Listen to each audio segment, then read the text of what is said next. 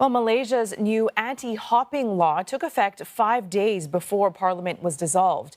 The law seeks to respect the mandate of voters and usher in a healthier direction in Malaysian politics.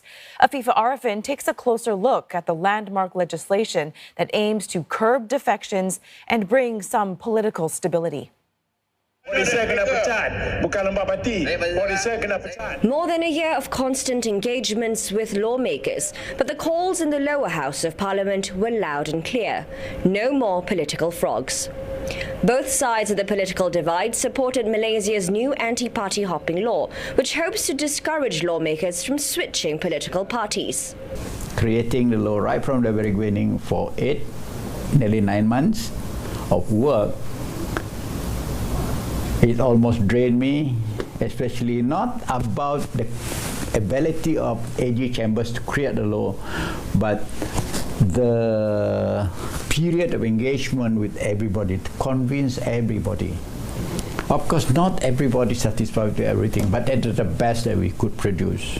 Changes to the federal constitution were made following a wave of defections that has greatly destabilized the country's politics over the last few years. Under the new law, politicians who jump will lose their seats, triggering a by-election. There's a great deal of dissatisfaction with how individual MPs and state assemblymen have changed parties, after elections, and so voters have, for the longest time, felt betrayed by the trust that they have placed in these individuals. So it does go some ways in terms of assuaging voters, and by and large, people feel that it improves the prospects for stability in a government in the future.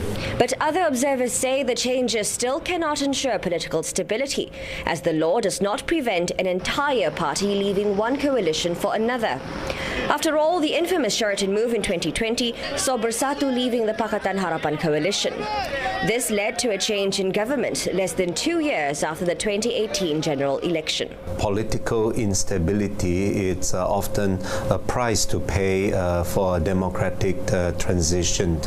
You might have, for example, previously BN ruling for a long time, and then now there was a switch of government and then switching back again. I think you are likely to see such, for example, alliances of convenience in order to form ruling coalition in Malaysia for quite some time to come. Political parties on all sides have formed electoral pacts with one another to pool resources and avoid clashes. But the question is, will these pacts remain come polling day, or will there be new alliances formed as political parties fight for the right to rule Malaysia?